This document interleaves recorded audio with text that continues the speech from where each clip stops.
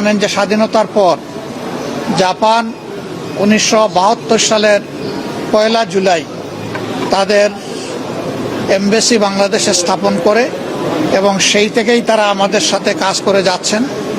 JICA আমাদের অন্যতম বড় উন্নয়ন পার্টনার, অংশীদার। তারা বিশ্বের 151টি দেশে কাজ করেন, কিন্তু বাংলাদেশ হচ্ছে তাদের দ্বিতীয় বৃহত্তম হাব। এদিক থেকে বাংলাদেশ তাদের কাছে খুবই গুরুত্বপূর্ণ। তাদের সাথেও আমাদের আলোচনা হয়েছে। এখানে সাউথ ইস্ট এশিয়ার যিনি ডিজি, তার সাথে ফ্রুটফুল বৈঠক হয়েছে।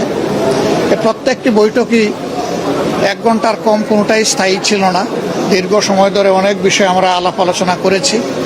বাংলাদেশ এবং জাপান দুটি দেশ আরও ঘনিষ্ঠভাবে কাজ করার মাধ্যমে আমরা বাংলাদেশের উন্নয়নকে আরও কীভাবে বেশি নিশ্চিত করতে পারি, এগুলাই ছিল আমাদের আলোচনার মূল বিষয়বস্তু।